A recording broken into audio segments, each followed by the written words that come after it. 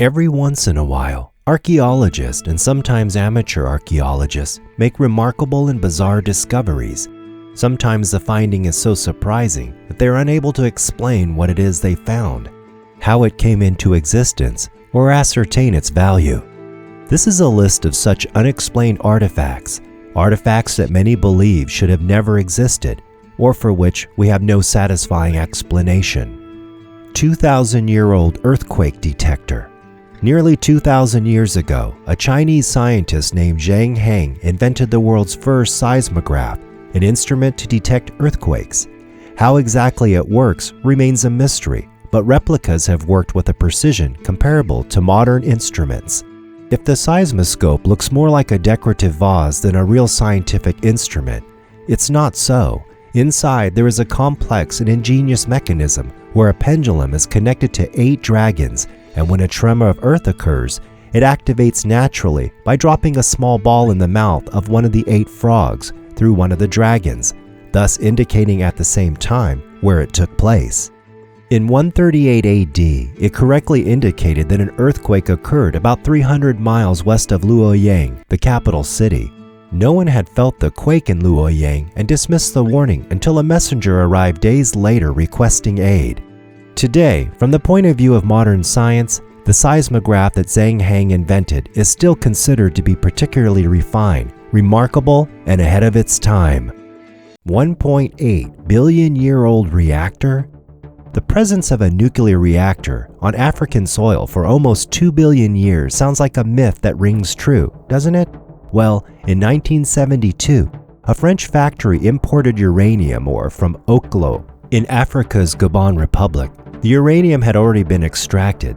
They found the site of origin to have apparently functioned as a large-scale nuclear reactor that came into being 1.8 billion years ago and was in operation for some 500,000 years. Dr. Glenn T. Seaborg, former head of the United States Atomic Energy Commission and Nobel Prize winner for his work in the synthesis of heavy elements, explained why he believes it wasn't a natural phenomenon and thus must be a man-made nuclear reactor. For uranium to burn in a reaction, very precise conditions are needed. The water must be extremely pure for one, much purer than exists naturally. The material U-235 is necessary for nuclear fission to occur. It's one of the isotopes found naturally in uranium. Several specialists in reactor engineering have said they believe the uranium in Oklo could not have been rich enough in U-235 for a reaction to take place naturally. The Antikythera Mechanism, a Greek ancient computer. A mechanism often referred to as an ancient computer found in the sunken wreckage of a 2,000-year-old Greek cargo ship. The circular bronze artifact, Antikythera Mechanism, contains a maze of interlocking gears and mysterious characters etched all over its exposed faces. The level of sophistication utilized by the device has forced scientists to accept their perceptions of ancient Greek engineering may be faulty. Nothing similar to this exists or is mentioned in any known writings for the period of its creation. Based on knowledge we do have, the mechanism shouldn't even exist, according to Professor Michael Edmonds of Cardiff University, who led the team studying the mechanism. This device is just extraordinary, the only thing of its kind. The design is beautiful, the astronomy is exactly right. The way the mechanics are designed just makes your jaw drop. Whoever has done this has done it extremely carefully, he added. In terms of historic and scarcity value, I have to regard this mechanism as being more valuable than the Mona Lisa.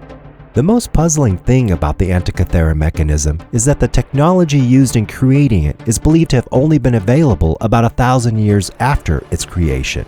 The technology involved is so advanced that the device works as an analog computer. For a long time, archaeologists and historians have debated about the creator of this device and where it was created. It has been suggested that the mechanism was being transported from Rhodes to Rome along with other looted treasures before the cargo ship sank.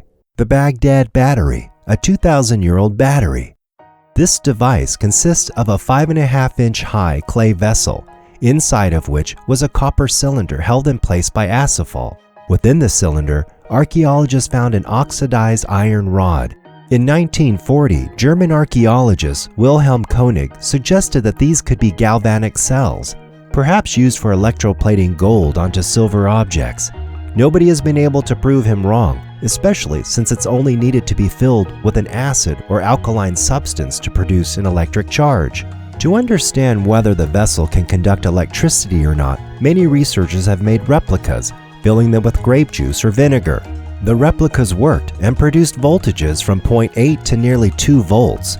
Dr. Paul Craddock, a metallurgy expert at the British Museum, told the BBC in 2003, "They are a one-off. As far as we know, nobody else has found anything like these.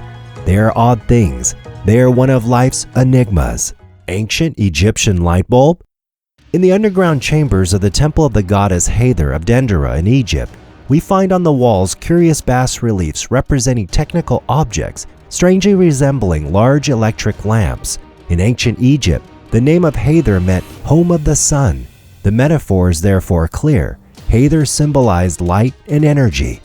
These strange light bulb-like objects, showing inexplicable artifacts, are to be compared to another ancient artifact, the Pile of Baghdad. Can we conclude that certain initiates, priests, pharaohs, kings, dignitaries of the ancient civilizations of Egypt and Mesopotamia possessed a certain electrical knowledge which was part of their hidden knowledge? Eric von Däniken, who wrote Chariot of the Gods, created a model of the bulb which works when connected to a power source, emitting an eerie purplish light.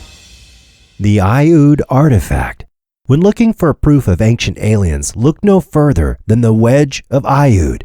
This 5-pound, 8-inch object of solid, nearly pure aluminum was found in Romania in 1974. Workers digging a trench along the Mureș River discovered a couple of mastodon bones and this enigmatic object, over which scientists have puzzled ever since. Researchers who examine the object believe it's not a natural formation, clearly manufactured. The artifact was sent for analysis and was found to be composed of 89% aluminum with traces of copper, zinc, lead, cadmium, nickel, and other elements. Aluminum in this form is not found free in nature, but must be manufactured. Aluminum production requires an enormous amount of heat, 1,000 degrees actually, and wasn't produced until the 1800s. Florin Georgita is a known Romanian ufologist, believes that this item is actually a landing gear of an alien spacecraft. Geological evidence places the aluminum wedge to be at least 10,000 years old. How can a flying craft be present on our planet such a long time ago and even end up losing one of its parts? Ufologists believe that this finding is evidence of extraterrestrial beings visiting Earth in the past. The aluminum wedge has yet to be explained by science, but unlike most other artifacts of this kind, it still exists and is on exhibit at the same museum in Transylvania, and will probably continue to raise questions for years to come. Seafaring map makers before Antarctica was covered in ice? The Piri Reis map is an old map discovered in 1929 during the restoration of the Topkapi Palace in Istanbul. It is attributed to the admiral and cartographer Piri Reis, who would have traced it in 1513. Drawn on a gazelle skin, it is thought by some to depict Antarctica as it was in a very remote age before it was covered with ice. The Piri Reis map is part of a larger map, but only one half has survived. It was compiled in the 1500s from, according to writing on the map itself, other maps dating back to around the year 300. But how can this be, given that the map shows a partial view of the southern continent where we now know Antarctica to be? Antarctica was not discovered until 1820. 2.8 billion-year-old spheres. Science informs us that man is a few million years old, and civilization just tens of thousands of years old. Could it be, however, that conventional science is mistaken? There is some evidence that the history of life on Earth might be far different than what current geological and anthropological texts tell us.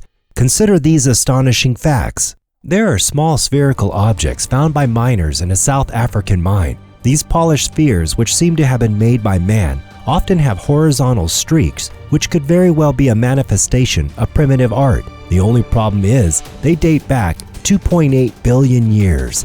That's to say, long before the appearance of modern man. Very quickly, some researchers qualified them as out-of-place artifact objects out of context, traces of an unknown civilization, not necessarily terrestrial. Ancient astronaut theorists suggest that the objects are either actual or possible out-of-place artifacts, which are supposedly direct evidence of a civilization that existed billions of years ago. Further speculate that the Atolsdal's objects were manufactured by intelligent extraterrestrials. The Ulfberht sword, forged from an exceptionally pure metal.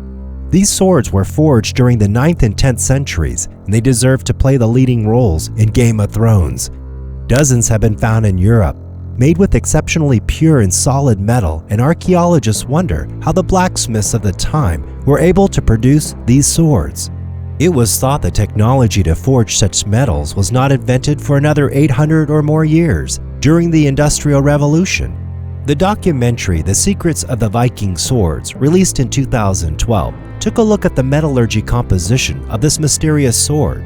Modern blacksmith Richard Fuhrer of Wisconsin spoke about the difficulties in creating such a sword.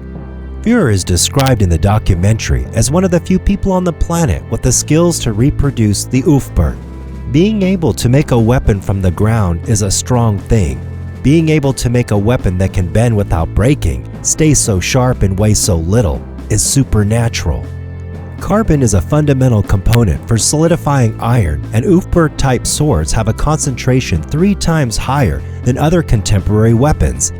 They were therefore much more solid, light, and easy to handle. Their metal contains almost no impurities. The fearsome Ulfberht sword and its obscure origins continue to fascinate scientists and archaeologists. However, due to the enormous number of imitations that were put into circulation during the medieval era and the lack of information about its creator, this legendary blade is still far from having revealed all of its secrets to us. The megalithic spheres of Costa Rica.